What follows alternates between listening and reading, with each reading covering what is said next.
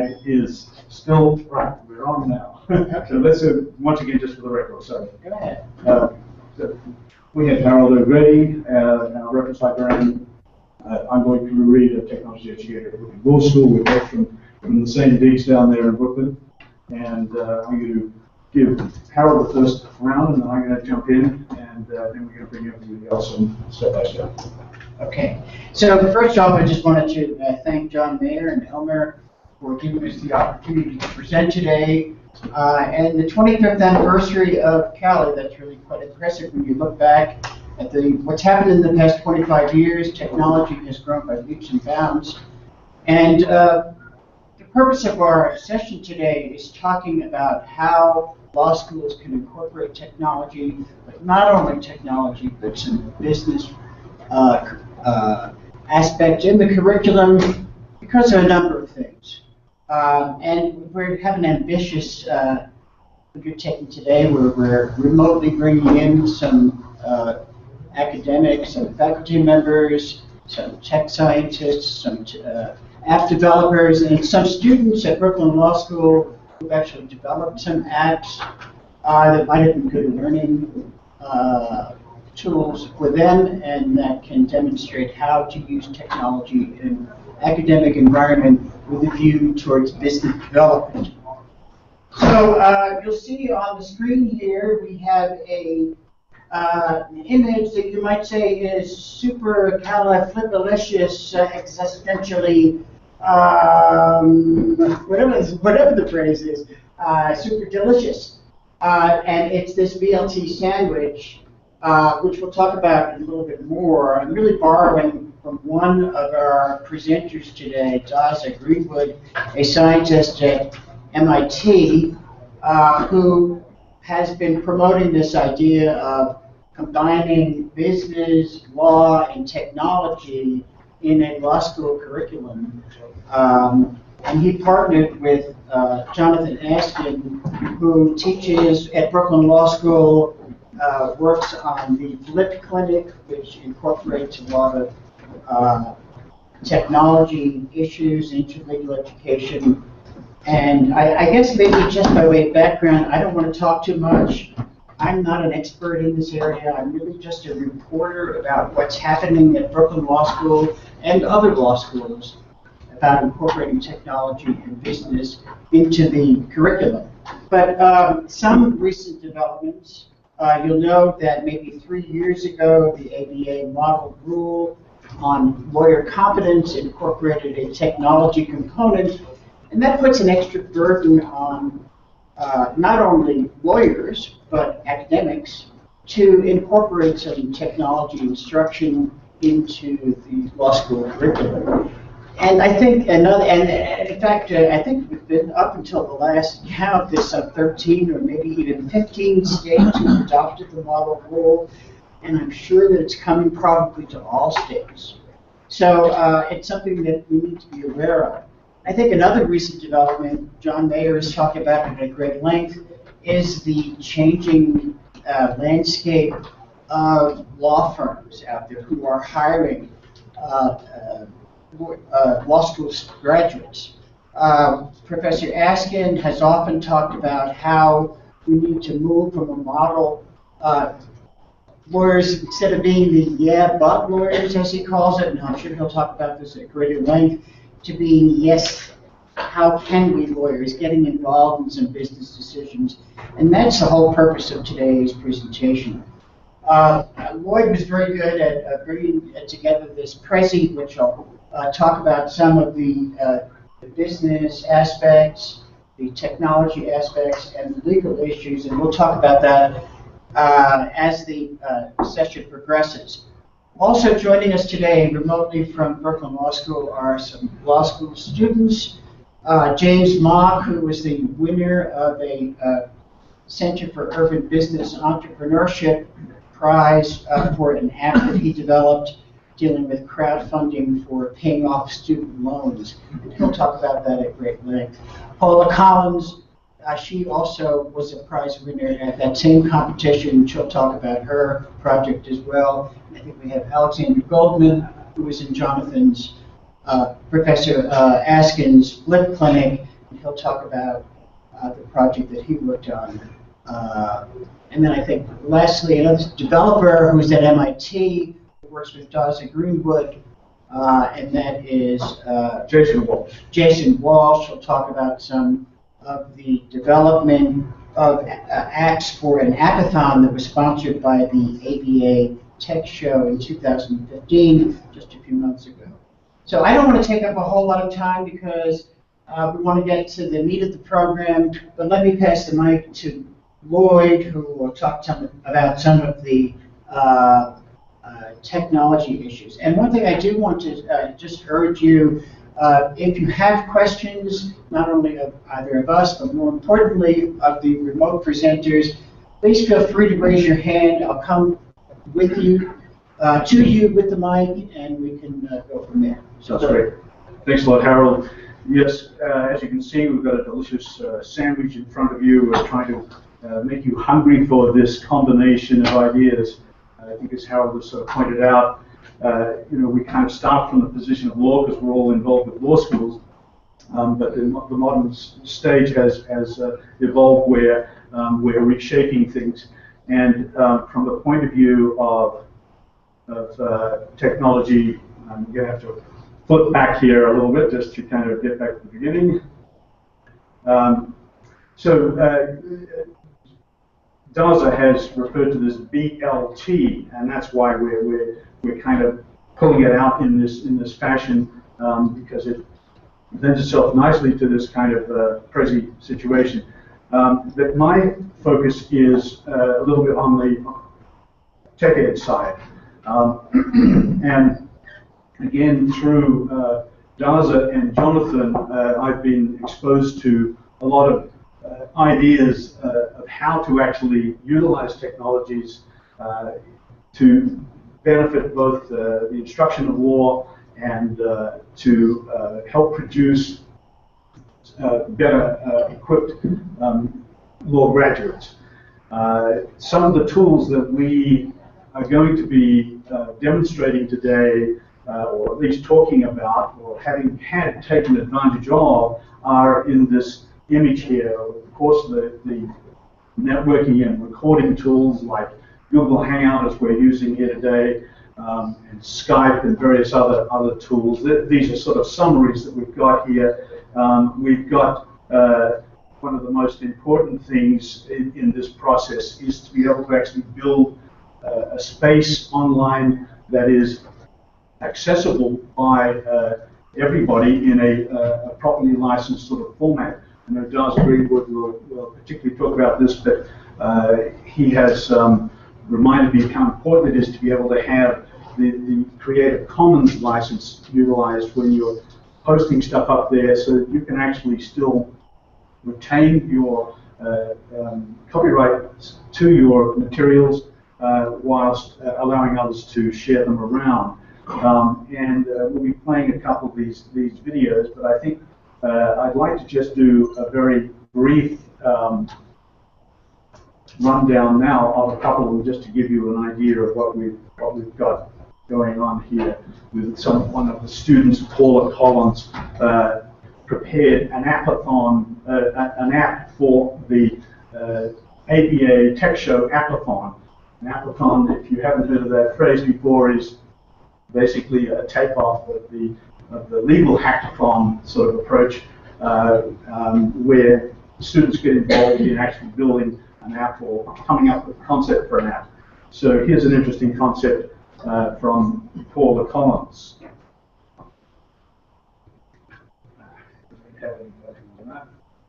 Sorry, it's a pity. Let's see if we can get volume on this.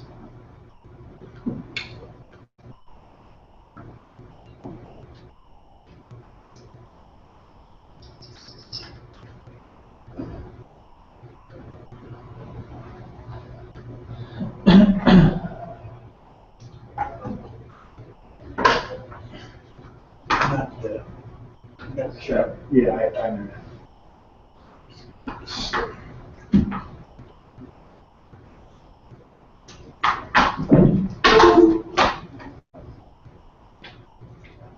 While we're doing that, I'm just curious, has anyone in the audience heard of the ABA Tech Show or participated in it? So you know about it. And have you done some hackathons? Yeah? Have you done some apps? At the ABA Tech Show, we attend every year because we're from Chicago. Okay. And how about in front of you? I haven't created an app, but I went to the thing with the students presenting. Okay. Anybody else? Did I see some more hands? Yeah? Everyone shy this morning? Okay. All right, so it turns out we don't have audio on this, We're not going to hear unfortunately. audio. So maybe before we do that, we can, well, we'll try. There we go. There you go. Okay. That probably didn't kick me either. Okay. All right, so we'll start that again.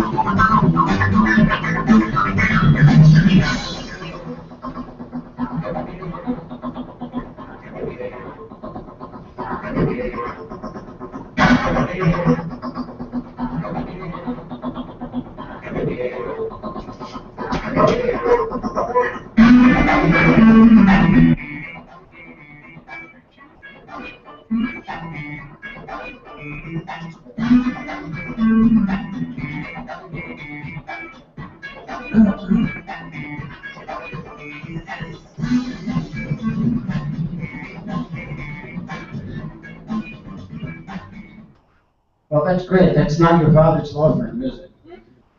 So maybe what we ought to do is bring in Daza Greenwood, who's a scientist.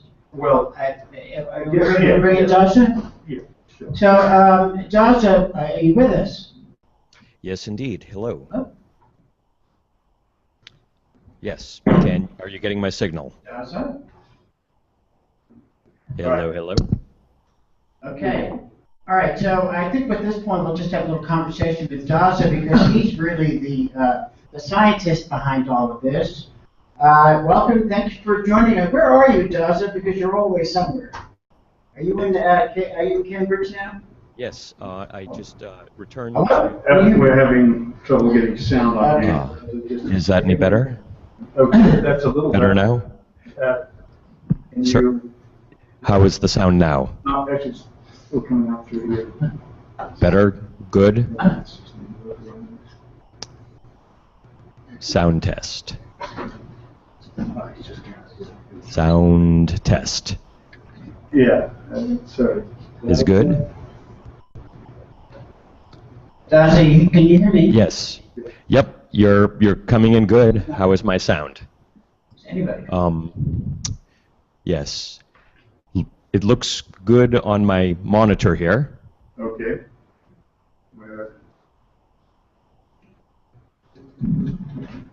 Let's try this.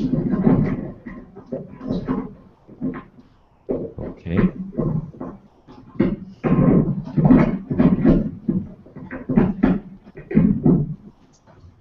Could you just speak again? So, apparently Jonathan can hear me. It may be something in the room. Right, it is local to our room now. Can we move to Jonathan maybe? Is Jonathan, can we hear you? I don't, No, can you hear me? yeah, it's our room issue. Here I am. Can you hear me? Yeah, we can hear you, but faint. It's a faint Cannot hear No us. sound from me. Hear us, Huh? Dave? Okay. Odd. I, is there no sound from me in the room, guys? I can hear you, Daza. Okay. Jonathan can hear me? I hear you. All right. I can speak for you.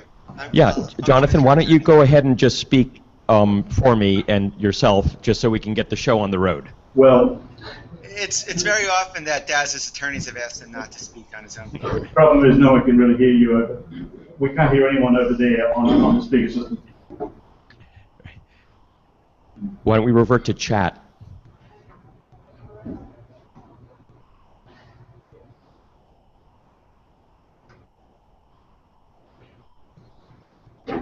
All right.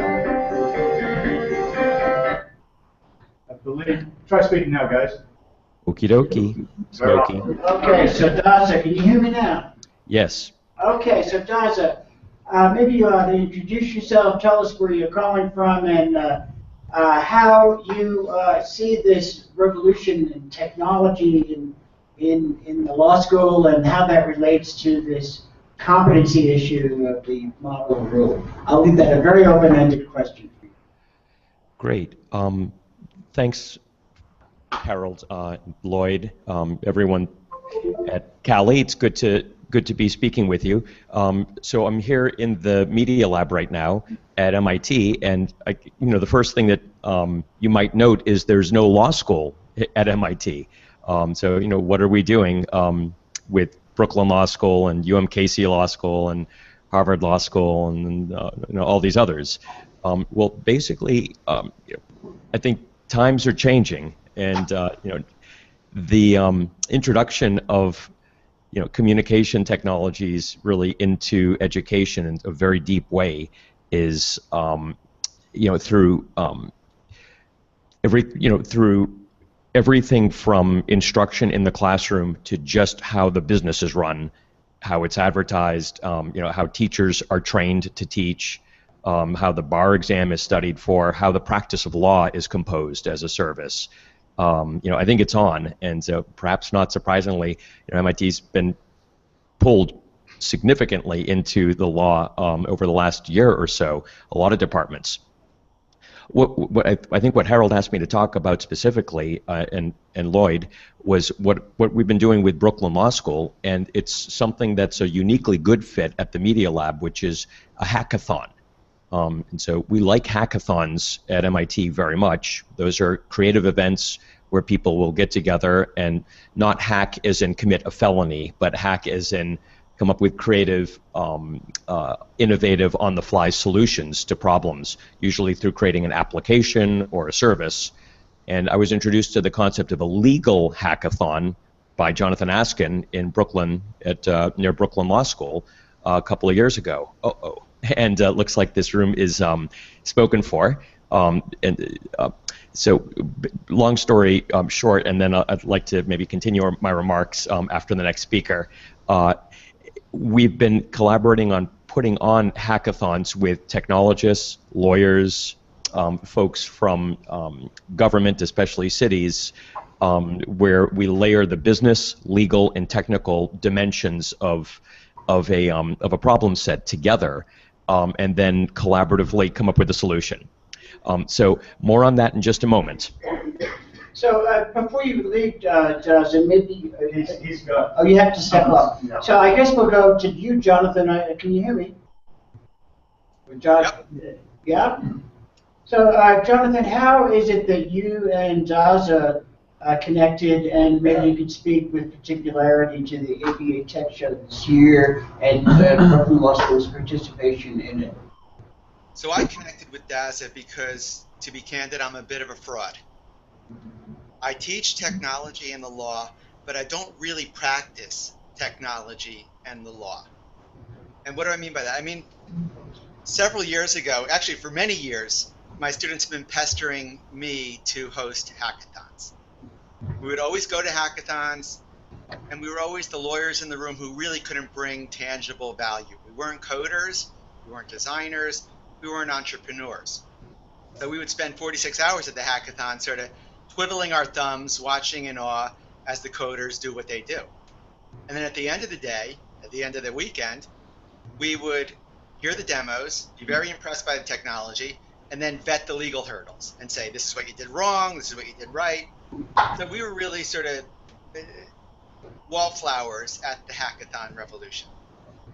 So we decided what was important for us was to bring the hackathon to us, so that we could frame the issues, so that we could find areas in which new ventures needed legal support, or ways to use new technology and innovative tools, probably closer to the wheelhouse of you folks over there, to improve the law and legal process, and frankly, legal education. So I thought the first hackathons we did were sort of hackathons on training wheels, or I think daza likes to call them talkathons. You know, we were really sort of discussing law and policy as it relates to technology. So we thought, well, what are we missing? We're missing the hardcore technologists. So we figured, yes, let's partner with the world's perhaps preeminent technology school without a law school of its own. So I look at MIT as our technology partner on all of these issues. And that's been a pretty virtuous relationship, at least from my perspective. I suspect from the perspective of my students and my graduates, and frankly, the Brooklyn and New York startup community. That's been sort of the godsend. That's allowed us to actually build real tools into what we've been talking about. So that's a process that I think has now gone on for a couple years, and we're taking it every year in iterative next steps.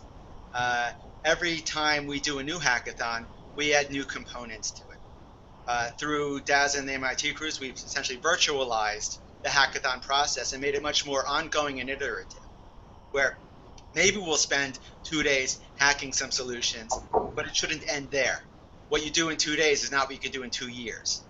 So we will take the concepts that we've built at one hackathon and build upon them as much as we can offline, and then actually at the next hackathon itself. And frankly, we've got a couple good examples of that on the line with us.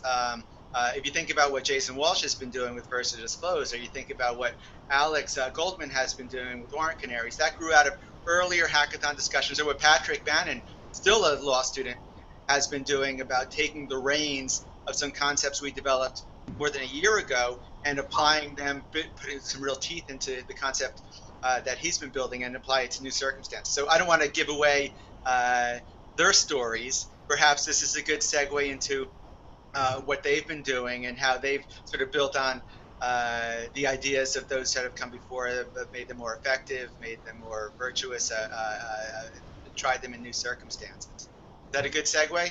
Well, so I think, Jonathan, you and daza were sort of populated this ABA hackathon at the Legal Tech Show this year. Is that fair to say? But there were other people, I think, maybe daza can speak to that, how that got off the ground this year.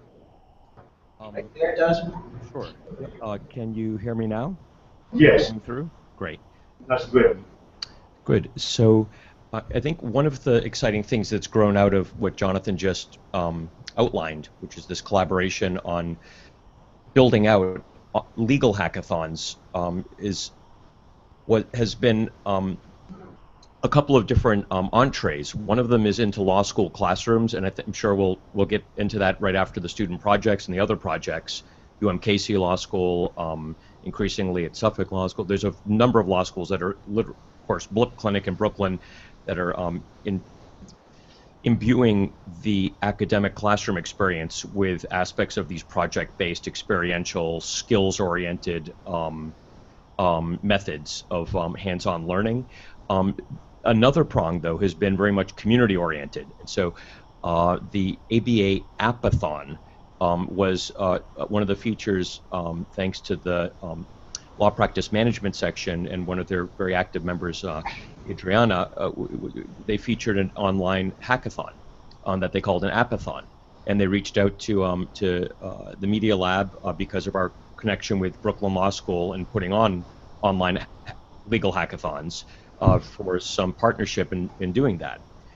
One of the best stories there, and you'll see some of the fantastic projects that came out of that, but I think one of the best stories accentuates what Jonathan just said, which is hackathons customarily are weekend events, but as we've been looking at more flexibly using the method and the process at a hackathon in different shapes and sizes and periods of time.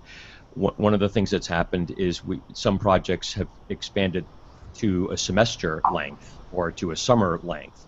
One of those projects was First to Disclose, which started, which a Brooklyn Law School project, and then it became a project we hacked at with Code for America at something called Code Across, where some hundreds of cities across America, in partnership with cities and other governments, had hackathons, usually in civic spaces. We hosted it at MIT this year, and that's where Jason, who you're about to see, stepped up, and several other developers to build a patent prior art disclosure app.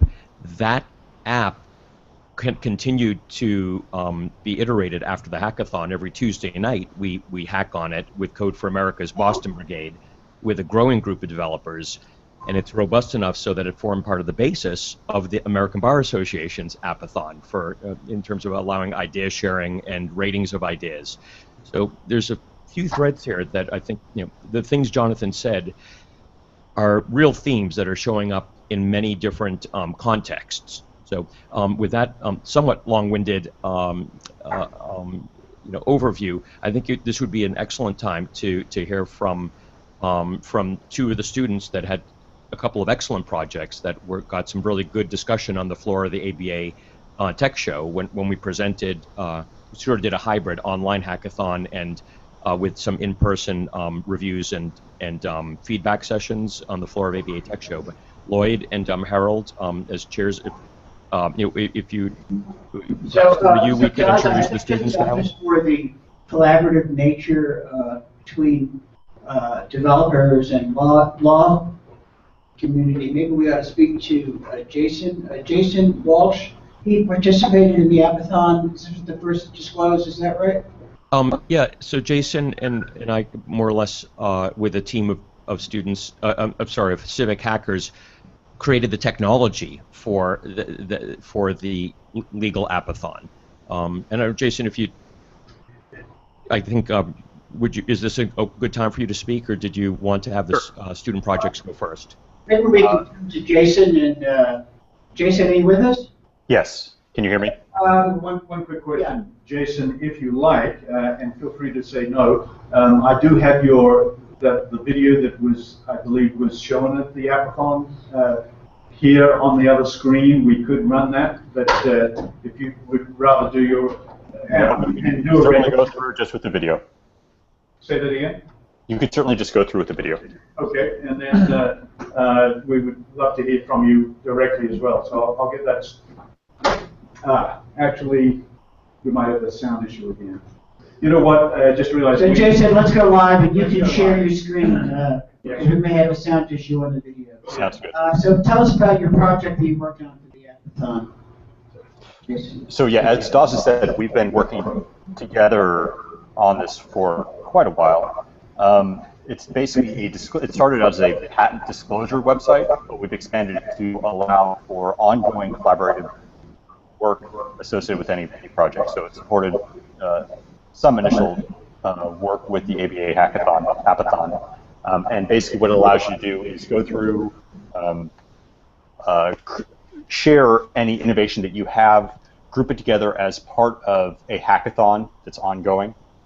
So something like Code for America or the ABA Hackathon, and then allow other people to go through and search through all of the projects or innovations, as we call them, throughout time. So it's definitely been one of those points where, from a technology side, talking with Daza and getting background from the legal side is something that's generally been missing from a lot of the hackathons that, in fact, I've attended. Okay, so I think maybe we want to hear from Alex. Alex, are you there? So Alex, you were a member of Jonathan Askin's Lift Clinic this semester, and you participated in the ABA Hackathon. Is that correct? That is correct. So can you tell us about your project and maybe do a screen share? Okay. I will describe the project briefly because I think that for the purposes of this presentation, the process is actually more interesting than the product. The project was technical standards for warrant canaries. A warrant canary is a notice posted on a website that says that the website has not received a national security letter containing a gag order from the government. The warrant canary is a legal strategy rather than technology. It changed when the government sues to prevent the website from talking about the warrant. Instead of the government asking the website to not disclose something, the government is now asking the website to lie, and that is a higher legal burden.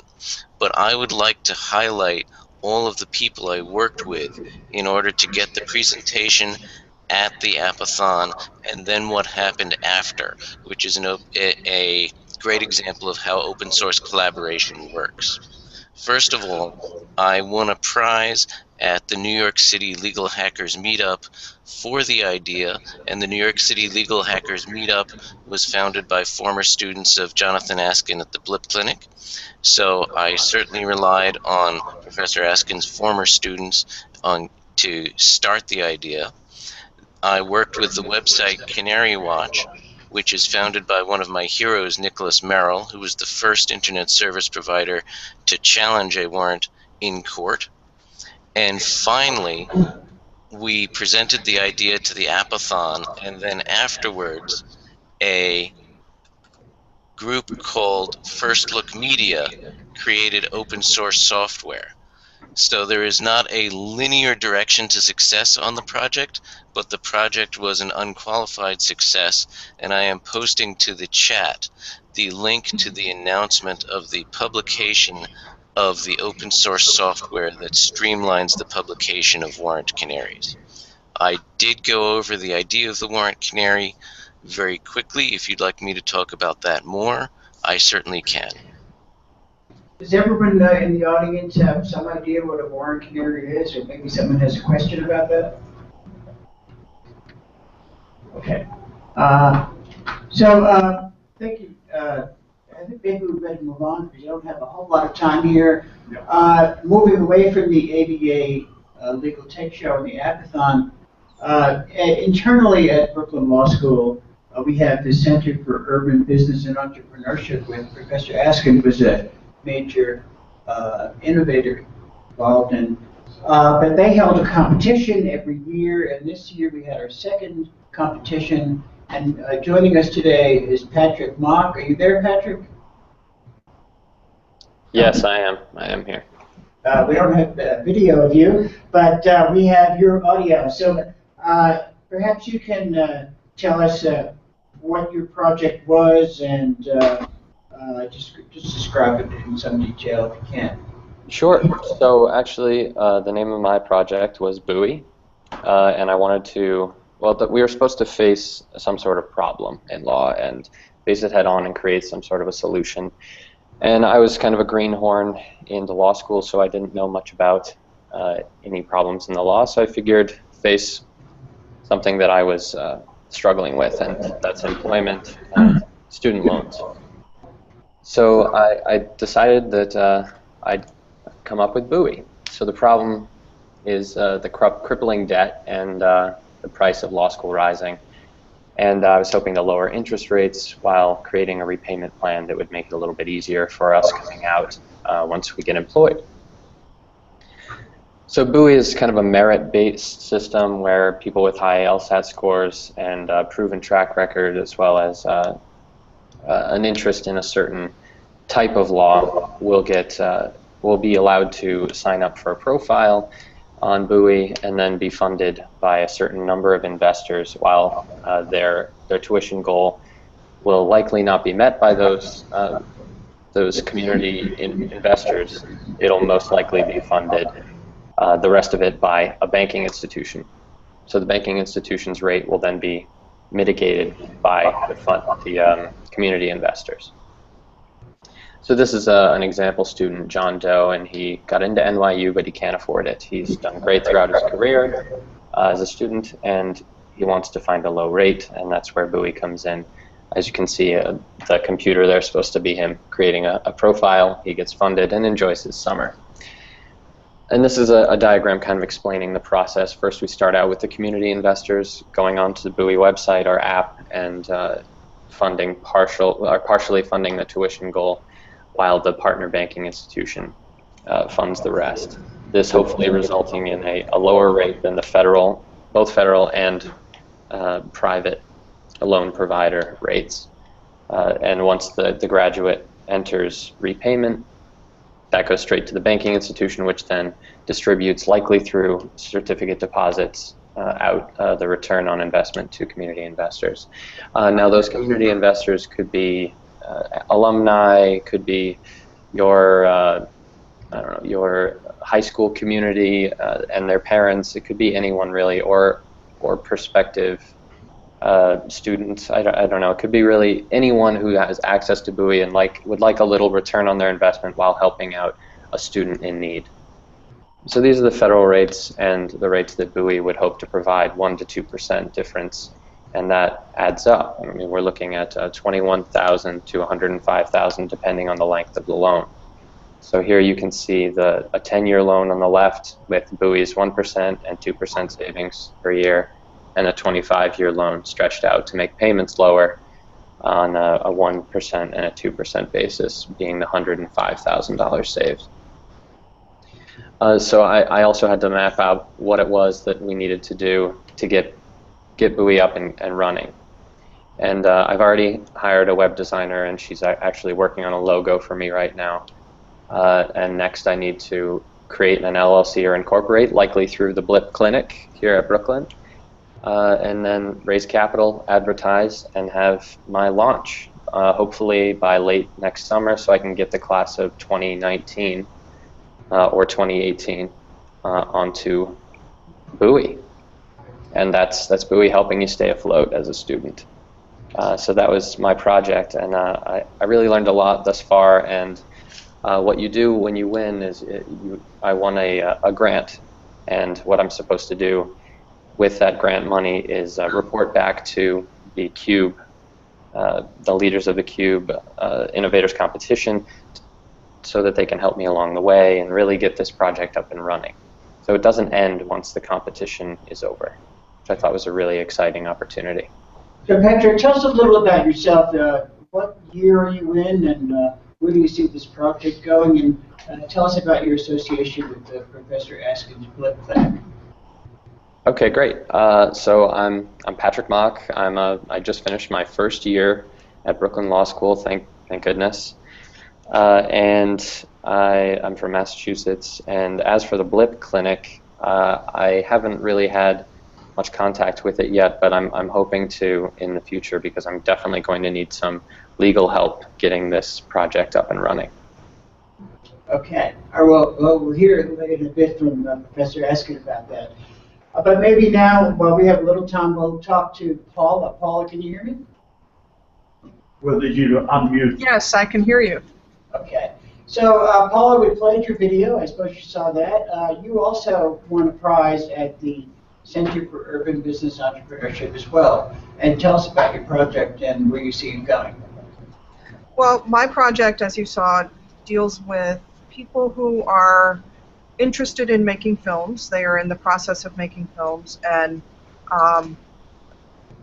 the real idea for the project came because I've had a number of friends actually get into production or even complete a film project and then realize that either they didn't have rights to a story or they needed to move forward with their project, but some person that they interviewed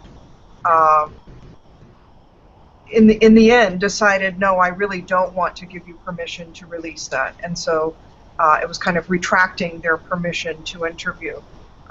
In addition, I started to research some of the laws in New York, the tax laws that are available to filmmakers in New York. There are actually quite a number of tax advantages, but you have to know about them. And thinking about, you know, I'm in the arts myself, and I know that there's somewhat of a disconnect between the creative side and the business side. And what most filmmakers, most artists don't realize at all is that a film or any art project, whether it's a book or a large piece of art, it is at its outset a business. It is like a small startup business. And so the idea of the Film Legal Information Center is to provide a source where people can have assistance with getting contracts written, working with their vendors, understanding what their rights and responsibilities are with regard to people whom they hire, as well as finding a way to network for crowdfunding, and then finding also assistance with the business aspect, the taxes and the bookkeeping part. So just tell us a little about your own biography, Paula. You are a part-time student, is that right? I'm a part-time evening student. At the moment, during the day, I teach special education at a high school just down the street, literally, from Brooklyn Law School. I also am a musician, and for a number of years was a freelance musician in Houston, as well as taught piano, ran kind of a music school, and subcontracted teachers to go into private schools in Houston. So just to kind of sum up, and I'll turn it over to Jonathan, I think that you're both Patrick's winning submission and your third place submission kind of demonstrate what Professor Perlman from Suffolk University said at the ABA Tech Show is, why should students have to go through 3 years of law school and then learn how to practice law? Why not do it from the very beginning? Jonathan, maybe you can speak to that and about the Blip Clinic and the CUBE competition and how that answers the question about how do we incorporate law and technology into legal education. I mean, business and technology into legal education. Well, let me start with technology into legal education, and I don't necessarily have great answers for it. As you know, look, when we kicked off this session today, even those of us who are adept in technology, not to mention law, had some hiccups, right? I don't use much technology in the classroom for those fears. It takes a strong person to be willing to risk the failures of technology in an academic setting. So I don't do much actual technology in the classroom. What we do is we talk about technology and then we try to apply it in an experiential setting outside of the seminar room, outside of the lecture hall. And for me, that's where sort of this exogenous legal hacking concept comes in. Make sure the students get out there and participate in the hacking world outside the classroom. Now, it's great that we've got students who are 1Ls who are experimenting with their own business models. That's new.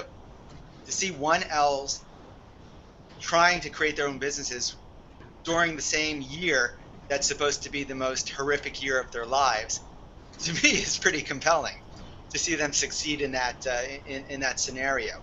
So for us, what we do at Blip, part of what we do is to help enable them. If they're not in Blip, and we don't take anyone until the second semester of their second year into Blip, except periodically over the summer. But to the extent they come in with businesses or they enter our competition and have a functioning business, our goal is to make their businesses viable. For us, that's the great win-win. When you get a law student with an entrepreneurial spirit who has an idea, why aren't they the best clients for us? That's the win-win-win. If you can have a law student graduate from law school with a venture, frees up legal jobs for other law students, opens up potential legal jobs for their colleagues who went to law school with them, and potentially they make a lot of money and give a grant back to the school, years down the line.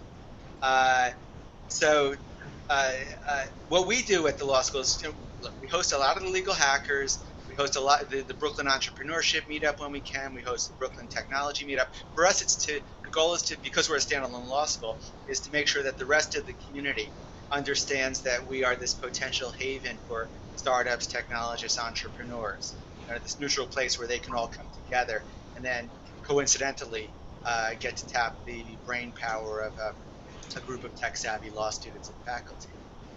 So with that in mind, I want to suggest something. We've done a lot of these iterative legal hackathons, some virtual, some in real space, some evolving over time. I don't know that Cali's ever done a hackathon. We've been asked to do a hackathon for the AALS conference next year, the clinic conference in Baltimore. But that's going to be focused on sort of access to justice issues. We've never done a hackathon on sort of technology in the classroom setting. Maybe this is something Callie wants to tackle. Now, it can't be a full-blown 2-day hackathon, but it can be sort of the tail end or middle point of this iterative hackathon process where we can populate some sites, or I think daza suggested using Twitter hashtags as the communication vehicle, but we can devote a month or two or several months populating a site with ideas that we could conceivably hack at next year's Cali. I don't know where it is, but maybe there's an opportunity to actually turn this session into a bona fide workshop / hackathon to build real meaningful tools to improve legal education. I'm not sure if I answered all your questions, Harold, but that's sort of where my mind was going on this. I think, thank you very much for responding, but maybe, Lloyd, you might want to talk a little bit about the technology components. I think, Jonathan, you comment that law schools and law professors are sort of wallflowers at the technology revolution is kind of a good point. Maybe we ought to talk to some technology people here. And I'll turn.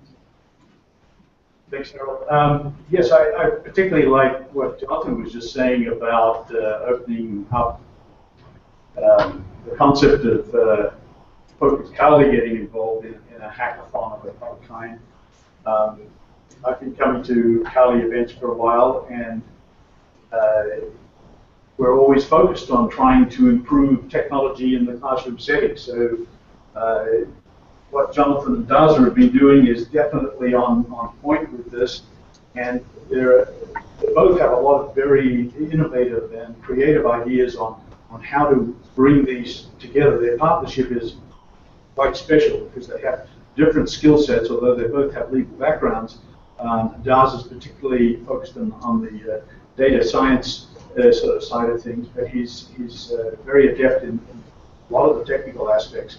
And for example, as you can see here, these various tools that most of you would know quite a few of these tools, but how you actually use them. Everybody knows YouTube's out there, but are you actually using it in a classroom setting to take advantage? For example, just being able to post a bunch of YouTube videos in a playlist, so that they're under one link. You can access them. You can distribute that link, and you could have, like, for example, a whole collection of your class materials that have been videoed.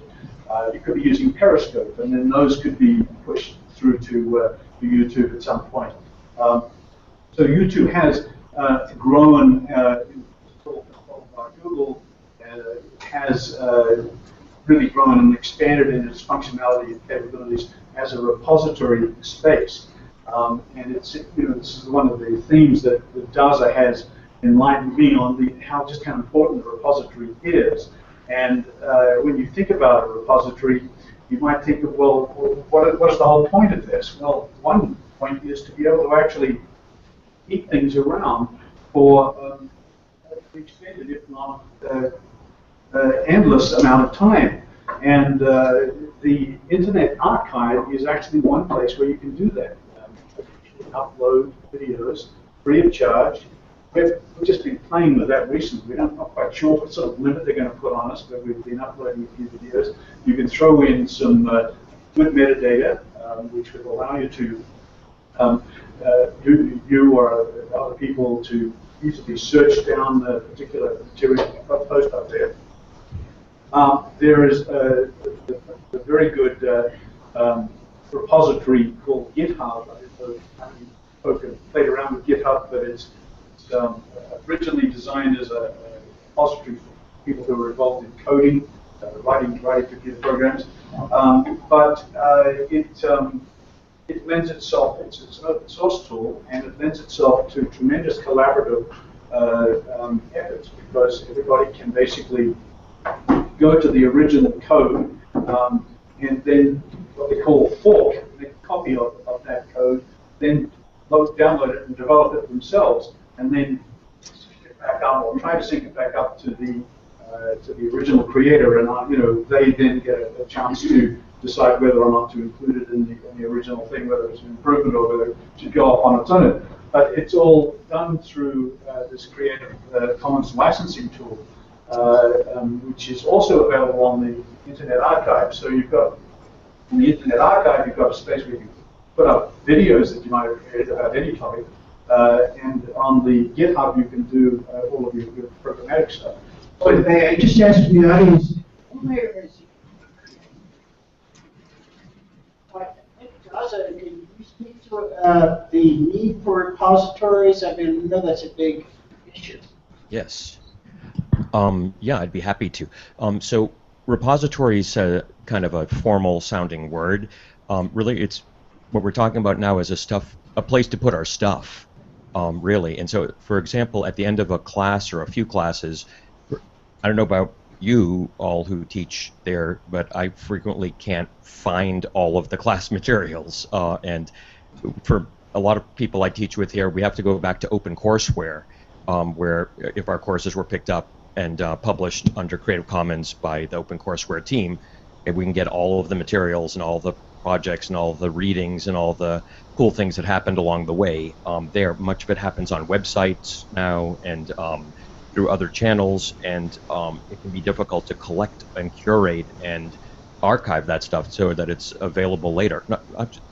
Dropbox has been great. Dropbox came from some MIT students. We have like unlimited Dropbox accounts here. But, you know, it's even that it has some limits. It's not just about Dropbox where people have to be all part of the same private service. For many projects, an open repository is very, very important. Archive.org serves a critical purpose for long-term, open, highly accessible archiving. You know, of course, you know, at a higher level, you know, we depend upon state archivists and there's federal services, Library of Congress and others. But at a middle tier, just when you go across a decade or two, we need institutional memory. We need a way to make sure people across institutions can get at the same information, can collaborate and add to it and modify it and be able to do some version control. GitHub is really the current best service out there for that. It's not the only one. There are other online code repositories, but for lawyers, man, check out GitHub for Lawyers and prepare to be amazed and delighted. You know, in my private work, you know, We have a little bit of time left. I think we have anything else you want to say? I just want to add one other thing I want to quickly go over is some of the rather good, interesting new design tools that are out there for those who haven't already come across them. Most interesting, again, another introduction from daza is Google's material design, which has it's basically a programmatic area where you can actually create an interface in the form of cards that works very well on phones, smartphones, but it works also well on websites. And then there's the Hype 3, which is a very nice animation tool, which is great for front end as well. Yeah. So I think we'd like to leave a few minutes for questions from the audience. I think people may bring more to the table than you imagine. Anyone have any questions for any of the participants? Yes, let me come out to you and then give you the microphone. Just yell if it helps. I'm Max Hoffman from Indiana, McKinney. This is tremendous. It's absolutely fascinating. The question that immediately comes to mind is, what is the best practice for the legal education part of this? So the students are developing apps, and that's great. Or marketing this and starting businesses, and that's great. But what are we teaching as far as goes the legal classroom? I assume there is some incorporation aspect. I assume there is some borrowing money aspect. I assume there's like we're reading commercial and corporate law in here, copyright issues. What all is wrapped up in that syllabus? So Jonathan, did you hear that question? So I missed a little bit of it. Was it what specifically are we teaching in the classroom as it relates to technology or business? Was that? What is the law education? What is the legal education part of this? So the legal education. Is it just hands-on, or how we? And I suppose that gets back to this question of competency. When you think about Rule 1.1, I mean, now that you have to be competent in legal research, you have to be competent technologists. So how do you craft instruction around that? Well, if I got the question, I'll tell you what we do in Blip. Blip is, the goal of Blip is to graduate students who can sort of be full service representatives for startup entrepreneurs. So that means, and frankly, that means you have to be incredibly deep in an incredible number of areas across the spectrum. So for us, it does come down to teaching them how to be traditional transactional lawyers, knowing how to incorporate, corporate governance, learning IP, knowing how to do IP work, knowing about web documentation, knowing about contract drafting and all that. So traditional transactional skills is sort of the bread and butter of what we teach. But part and parcel with that is also, and more so, learning digital literacy. The first time I taught my class, all the students were engineers, had engineering degrees. No one from humanities or social sciences thought that they were capable of taking Blip. Last year, we were probably 85% students from the humanities and social sciences. So there's this new recognition, I think, that any lawyer needs to be able to at least be digitally literate enough to communicate with next generation clients. So our MO, and we're doing more and more of that. Now, frankly, I can't teach, technology itself outside of, the concepts as it relates to law. So my goal is to partner with folks like, well, certainly Lloyd will probably be coming to my class a lot more going forward to teach them sort of the rudiments of digital literacy. What should a lawyer working with startups know to be able to communicate and effectively represent their clients? You need to know about the various online repositories. To what extent do you actually need to know how to code, or at least know how coding affects business? Those are sort of the new skills that we're developing that seem to make more and more sense for my students who are afraid. Now, again, this gets back to what can the students do in a hackathon setting? It's very scary for a lot of traditional law students to even think they could be hackers. You got to dive in and figure out what you can do and what you can communicate to technologists. So look, every time daza Skypes into my class, it freaks out all the students. He's speaking this language that they can't comprehend, but the courageous ones get it, and the courageous ones know what they can learn and know what they need to tap a technologist to help them do. So my attitude is train lawyers to be product managers, smart people who know all the component parts. They don't have to be the technologists, but they have to know how to harness that technologist and speak the language with the technologist. So does that get at the question? Good. Anyone else have a question in the closing minute here? And if I could also, the hashtag for questions and to keep the dialogue going, I think we've got, well, maybe Cali Hack might do. And if there is going to be a hackathon in the future, put your ideas there, but also keep asking questions and keep the dialogue going. I'm screen sharing now an example of a contract, by the way, that has business, legal, and technical sections in the insurance industry. This is something that is a great example of how you can do a hackathon or even a semester-long class like UMKC Law School is doing right now with something for business students. These are the business terms, mostly about money. Something for the law students. Legal terms are Section 2 in this case, and then technologists and developers, computer science, data scientists, Section 3. The technology terms.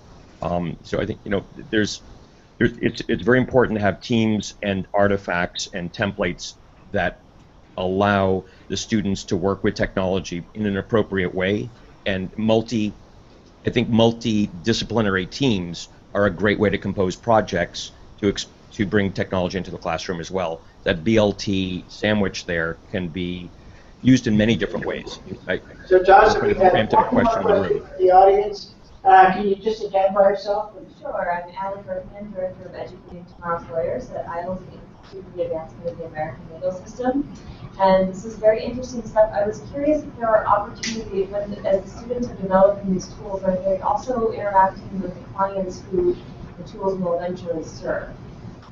Okay, great question. Did you hear that, Jonathan? Did the students Repeat it.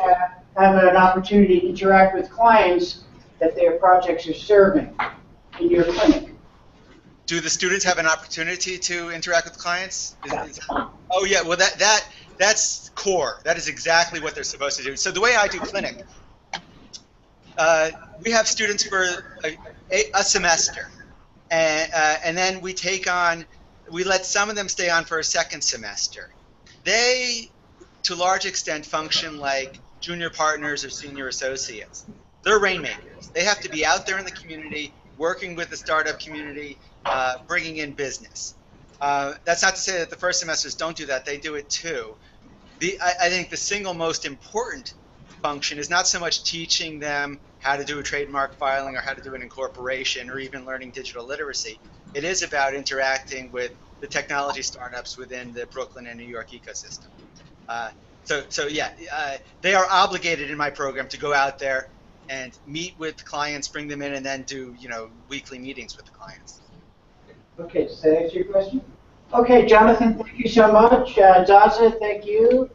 Jason, I appreciate your coming. Paula, Patrick, and Alex, thank you. And I guess we're going to wrap it up. Thank you very much. Thanks, guys. Okay. So,